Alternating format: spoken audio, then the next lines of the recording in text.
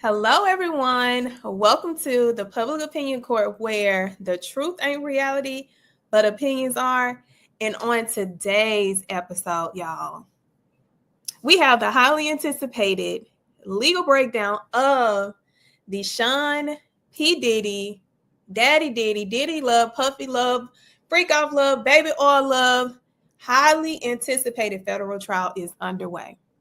And y'all know I was not going to leave y'all hanging without giving y'all a real, unfiltered, raw legal breakdown of what to expect, because this trial is going to last at minimum 2 months. I said give it 10 weeks because you don't know how long a jury is going to have to review all of the evidence. And we're talking about decades of evidence. So without making y'all wait too much longer, let's get into it. So now we know the Didster, P. Diddy himself, is on federal trial and has been charged with 5 counts. 1 count of RICO, 2 counts of sex trafficking, force, fraud, or coercion, 2 counts of transportation for purpose of prostitution. Let's just say these are some big charges. These are not no little charges, y'all. This is a federal freaking take your life away counts. And I wanted to go through each one for you so that you can know what the allegations are, what evidence will be needed, and what is the penalty? Because we know this whole situation is stemming from Diddy's unwillingness to settle with Cassie, which he should have. If Diddy would have settled with Cassie, we would not be here today. And he would not be here. And there would not have been any victims that were willing to come forward. But because he failed to settle behind closed doors, and in front of the world, what he essentially did was set himself up for a federal investigation that led to federal charges. The reason why I say that is because whenever you settle behind closed doors, guess what? Zip. Even if it's criminal, zoop.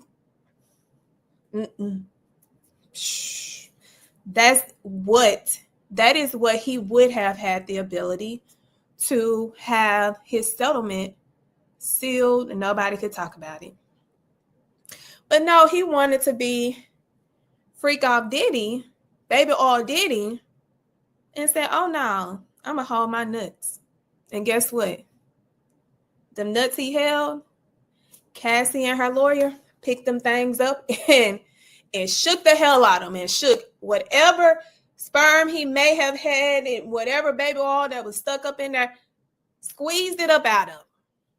And in that squeeze, what essentially happened is he was precluded from being able to stop her from talking about the settlement, going into details, talking about anything pertaining to what she was initially asking for.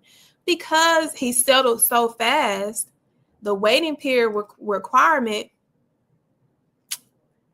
he lost big. Now we're here. With these 5 counts because of everything that we've heard from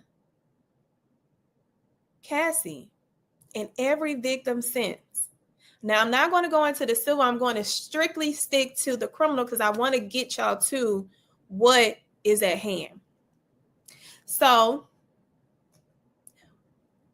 let's get into it. And let me put this on by itself because I want y'all to be able to see the full breakdown. So let's go through count 1, racketeering conspiracy, which is RICO.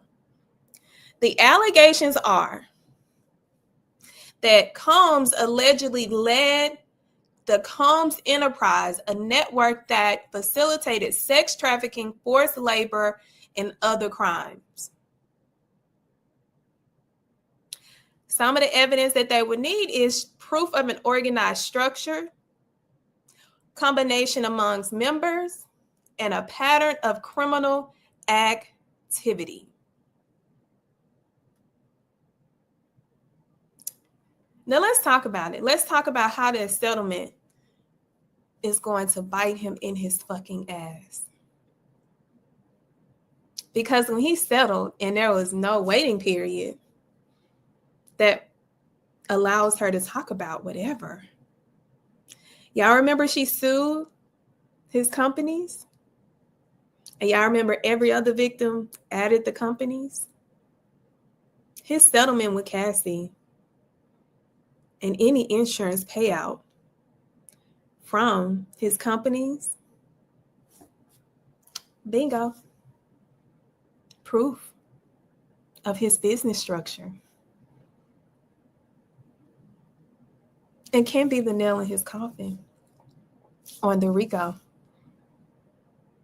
Because whatever was used from the business to orchestrate this, Cassie just gave the federal government an easy win on proving that element of an organized structure. Ain't that crazy? Now do y'all see why I kept saying he should have settled? Because you are literally making it easy for the government. So easy. So freaking easy. So let's go back. What is the penalty for this, for RICO? Up to 20 years in prison. However, if the racketeering activity includes crimes punishable by life in prison. If the racketeering activity includes crimes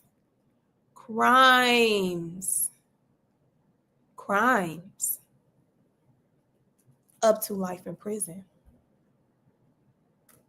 That's not good. It's not. Let's go to count 2. Count 2. Well, 2 counts of sex trafficking by force, fraud, or coercion. The allegations are victims were coerced into participating in drug-fueled sex parties known as freak-offs, often under threat or manipulation. What kind of evidence will be needed? The kind of evidence that will be needed for this: testimony from victims.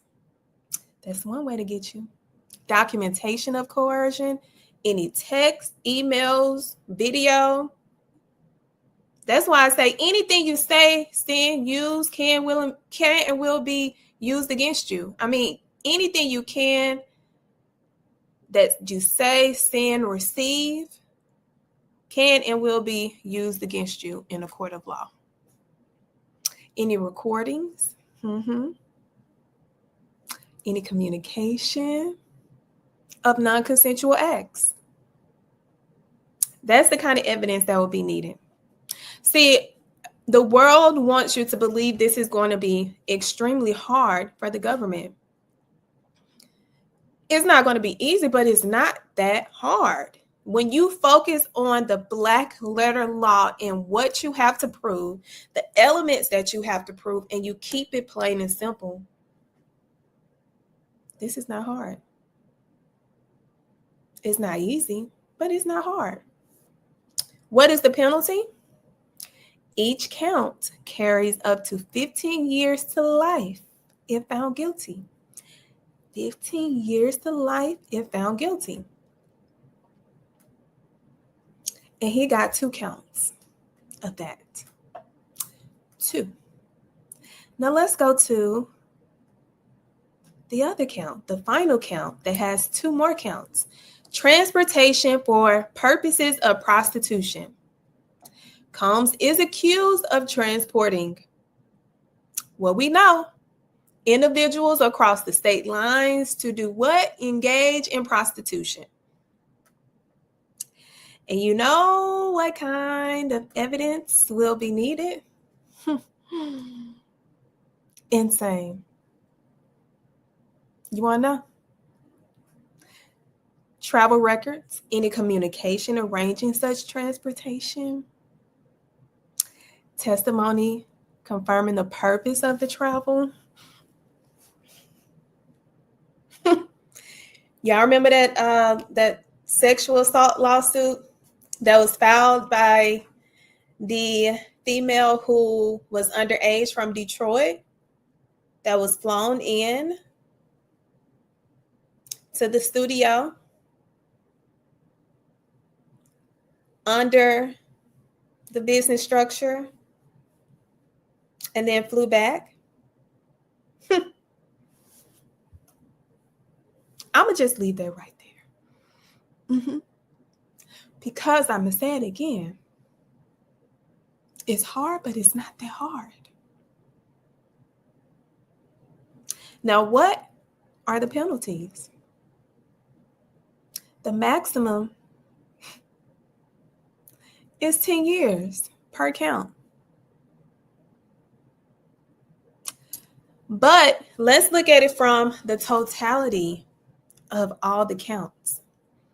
He could be facing up to life in prison if he's found guilty. Now, I'm not saying he's guilty. He's innocent until proven guilty. The jury has not been impaneled. We do not have a verdict. So he is innocent until proven guilty. But I wanted to break down for y'all how simple this can be. It's not that hard. It's not easy, but it's not hard. Now, let's talk about some of the evidence that they have. And the key witnesses, of course, we know Cassie Ventura. We know Cassie as Diddy's ex-girlfriend. We know that Cassie had been dating Diddy forever. So, of course, she's going to be one of the main witnesses, because if it was not for her civil case, we would not be here. We would not.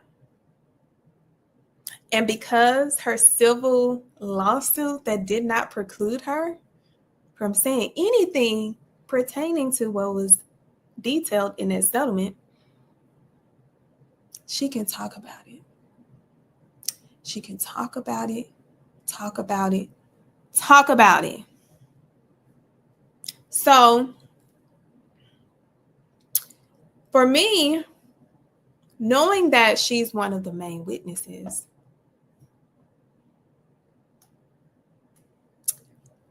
let's talk about how she became one of the main witnesses. I want to remind y'all of what actually made her one of the main witnesses. Above all, obtained exclusively by CNN appears to corroborate some of the allegations of abuse against music mogul Sean Diddy Combs. The video, captured on multiple cameras, shows Combs assaulting his then-girlfriend Cassie Ventura in a hallway at a Los Angeles hotel in March 2016. A lawsuit filed by Ventura in November last year and settled the next day referenced actions that seem to match those seen in this video. There is no audio. According to the complaint, Combs became extremely intoxicated and punched Miss Ventura in the face, giving her a black eye, which, according to the lawsuit, prompted Ventura to try and leave the hotel room. The surveillance video obtained by CNN begins as she enters the hallway. The complaint says as she exited, Mr. Combs awoke and began screaming at Miss Ventura. He followed her into the hallway of the hotel while yelling at her. The complaint goes on to say he grabbed her and then took glass vases in the hallway and threw them at her. In the surveillance video, Combs can be seen grabbing Ventura and throwing her to the ground. As Ventura lies on the ground, Combs then kicks her twice and attempts to drag her on the floor back to the hotel room. Ventura is seen picking up a hotel phone. Combs seems to walk back to the hotel room, then returns and appears to shove her in a corner. Moments later, he can be seen throwing an object in her direction. According to Ventura's now settled lawsuit, the pair began dating several years after they met in 2005. They parted ways in 2019. Combs' attorney said the decision to settle was in no way an admission of wrongdoing. Ventura declined to comment on the video, but her attorney told CNN the gut-wrenching video has only further confirmed the disturbing and predatory behavior of Mr. Combs. Words cannot express the courage and fortitude that Miss Ventura has shown in coming forward to bring this to light. The video hasn't been seen publicly before and comes on the heels of a series of civil lawsuits alleging Combs' involvement in sex trafficking and sexual abuse. Allegations Combs has repeatedly denied.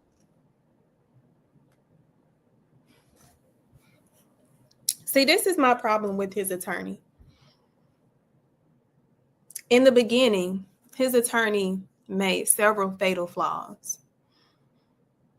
Attorneys are not publicists. Attorneys are not crisis management. Attorneys manage cases. His attorney kept making definite statements that came back to bite them in the ass several times because he says something that he denies. But this. I was up. I hit rock bottom, but I make no excuses. My behavior on that video is inexcusable. I take full responsibility for my actions in that video. I'm disgusted. I was disgusted then when I did it. I'm disgusted now. I went and I sought out professional help. I had to go into therapy and go into rehab. Had to ask God for his mercy and grace.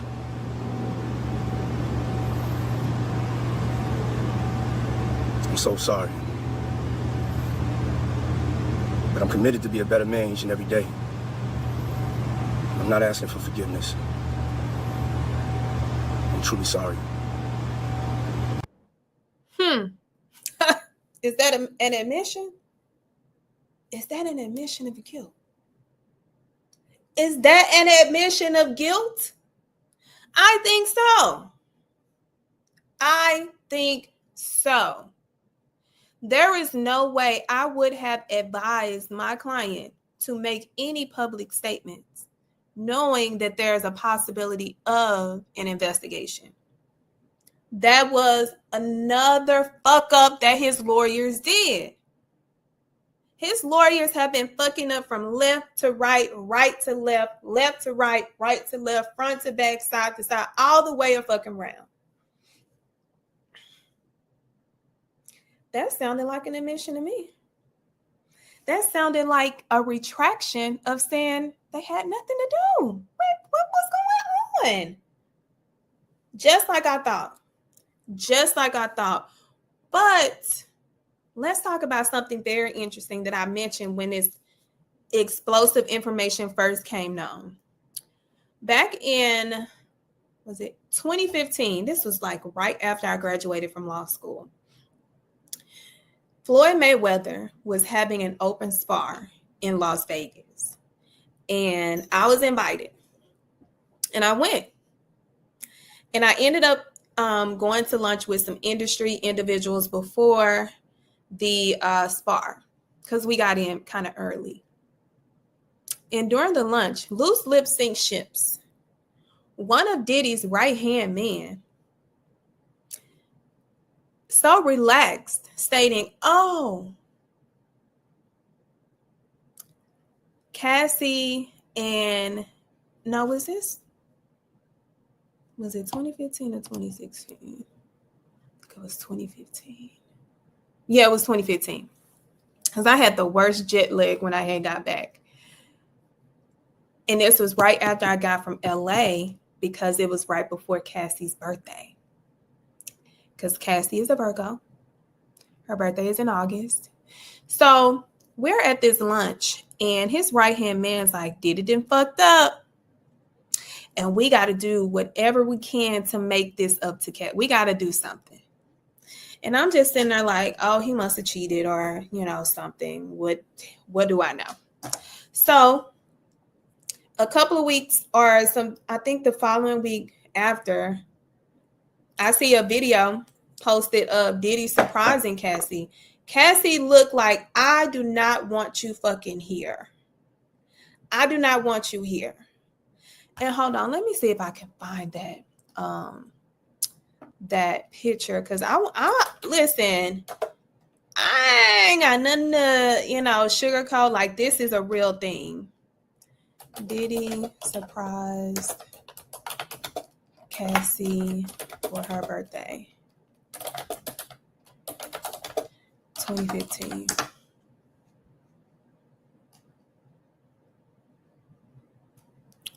Where is that video? Where is that picture? Shoot, they probably didn't wipe this. Oh, surprise. Why I put sir?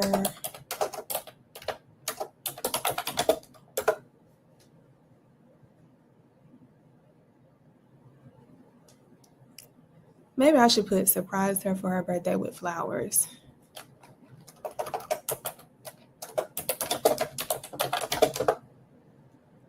Oh, I think I found it. Yeah, here we go. Ooh, y'all. Ooh, y'all, I think I found it. Ooh. Y'all. Oh my God, I found it. Listen, let me show y'all because you can see in her face that she was not happy. And I'm telling y'all, this was like right after that freaking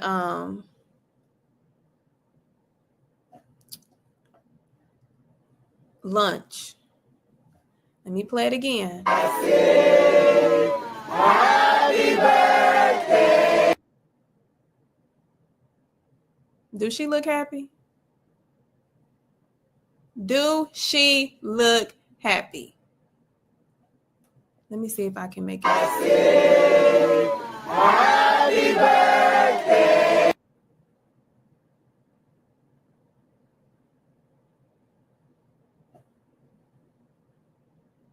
I'm gonna play it again. Happy birthday.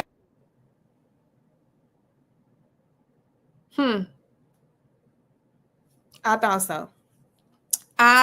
thought so. So this was literally right after that loose lip sync ship's friend, who probably knows everything, talked about that. And that was also her friend who came out, the songwriter. She documented that too. Because that was also when he came to that, came back to their place and he was just belligerent. Yeah. So there's a plethora of evidence that is going to come in under Cassie and Cassie alone. We have additional evidence. We have other victims. And anyone that is saying that victim, that number 3 is not going to testify, this individual has a signed, sworn subpoena that has been issued and received. So she's going to be there. She's going to be there. Al B. Sure has agreed to testify. And let me tell you what he's going to add, because the feds are coming after Diddy for also Kim Porter. Let me tell you why. Because there is allegations, allegedly, Kim Porter was in perfect health. Perfect health. Perfect health. You can't die from pneumonia that fast, y'all. Hence, the medical examiner who's dead that allegedly received a 7-figure payment to alter the cause of death. But the dead man can't walk, but word on the street, other people are aware. And the feds found out. So Al B is testifying. It's going to be pretty interesting. Because they want to get him for Kim Porter. But they got to figure out how did the money get into the medical examiners? And they probably already know this. This is just stuff that I am aware of from the behind the scenes. I don't know what the feds know in their case. So we have Albie. We have another victim that is testifying that the defense tried to say that the government failed to disclose, but the defense failed to read. So they're not prepared. It's not the government's fault. The name had been there the whole time. And they made such a big fuss on Friday about that. That's why when you have too many chefs in the kitchen, something is going to miss. So they have, as they got a lot of evidence.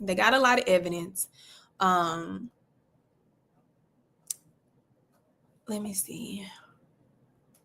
Oh, Mr. Murray, players in the room. With R. Kelly, drinks. That song with that artist who was Bad Boy, that came out and told about how the criminal enterprise and how the drugging of women and how there was certain alcohol that you could not drink because they were laced. We don't know all the witnesses very soon. But he know. So what I've just given you all was they're going to try to tie Diddy to making a payment for Kim Porter's switching of her actual cause of death. The apology that he made, the settlement that confirms the criminal enterprise of it all, other evidence that we don't know yet, whoever has agreed to testify to receive the lighter sentences or they receive immunity. We're going to find that out. But in the meantime, let's talk about his legal team, because he has the dream team of legal professionals, and I'm pretty sure he has probably dished out about $30 million in legal expenses. $30 million. They're not ready for this case, y'all. They are not ready. And I was talking to someone yesterday because I said too many chefs in the kitchen is not good. And the reason why I said that is because I referenced OJ's case. There was a lot of chefs in the kitchen, but you always need your main chef. You need your dessert chef.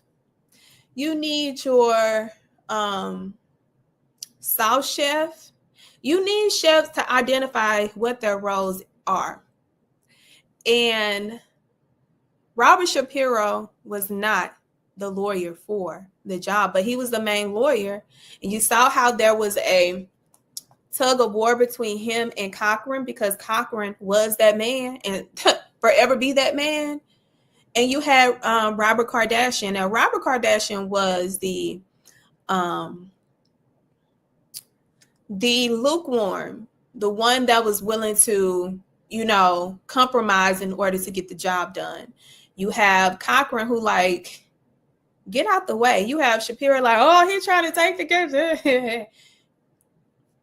And you saw how much friction that caused until OJ was like, Shapiro, sit down. Sit down.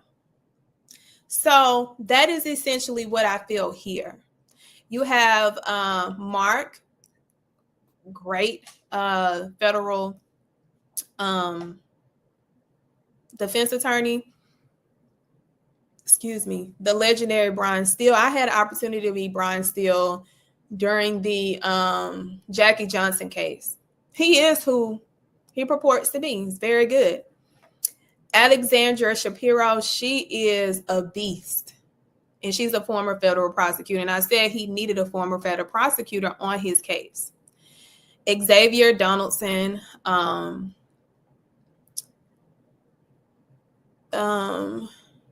he's a criminal defense New York lawyer.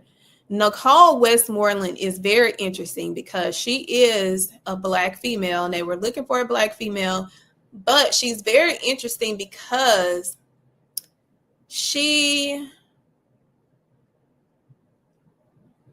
is a former survivor. She's also a former survivor who sued Birdman from Cash Money for the individual who raped her, as if he had any connection to it. But like I said, anybody can sue. And it's more likely because it was in a studio in Atlanta that may have been being rented by Birdman, but it don't work like that. And I'm pretty sure she went after the actual company, but she didn't win. And what they were going to try to do is use her as a victim. And, but you can't do that. It's against the law. You can't mention, oh, my lawyer is a victim and she knows about victims, and this is no victim. And you have the ridiculous Mark Geragos, who was attempting to pollute the jury pool by saying ridiculous stuff and got called out by the court. They're saying he is an advisor. Advisor of what? What has he won lately to be advising on this magnitude of a case? When the last time he tried a big case like this to be an advisor of anything? If anything, I could have been an advisor because I would have gave them a better strategy.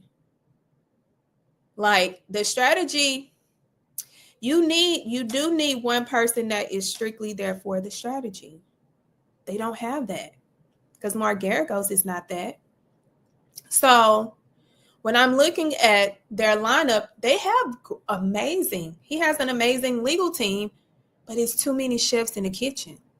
And that is going to cause a problem because as we saw on Friday, with too many chefs in the kitchen, they didn't even know that it was a witness that was already embedded in the notice that they just didn't pay attention to. So you can have the best ones, but baby, if it's not cohesive and everybody not on the same team, it's going to be an issue. Now we know that one of his lawyers, GOAT, Tony RICO, quit under suspicions that maybe Diddy had lied or committed fraud to where he had to remove himself. I'm not saying it's true, but I read that notice the notice to withdraw. And let's just say he did. Something happened to where he could no longer represent him. But this case is going to take about 2 months. It's going to be real heavy based. They're going to come after Cassie. He's going to say that he likes to be freaky, but she also was abusive. How? We saw the video and we saw your admission. You never mentioned anything that she's... So it's going to be very interesting. But I wanted to give y'all this overview so that y'all can know, okay, this is why this happened. This is why this happened. This is why we see this, because y'all know I like to give it to y'all so y'all can, attest and not be lost in the sauce. I want y'all to be the sauce makers, because y'all making your own sauce as we go through this 2-month trial. I will be providing breaking news, breaking things down on here on my YouTube channel, which I need y'all to like, subscribe, save, send out, comment, share, everything. Share the Public Opinion Court, hashtag the Public Opinion Court. Also, my TikTok, the Public Opinion Court. That's where I will also be doing breakdowns.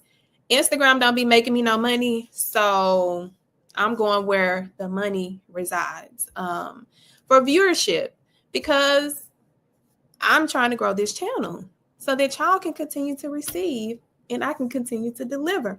So please, please, please like, share, subscribe. Also, there's a link in the description to purchase my book, Shut Up and Prosecute, that I wrote as a former prosecutor and a former municipal court judge, from my standpoint of how corrupted district attorneys' offices are from someone that has been on the inside. You can get your copy by clicking the link, or if you are a business owner and is in need of business services, click the link, book your free consultation for the BYOB firm, Build Your Own Business, where we help you form and protect your own business. Now, as y'all can see, my light has went out. That means that it is time to go. And until next time, remember, the Public Opinion Court is where the truth ain't reality, but opinions are.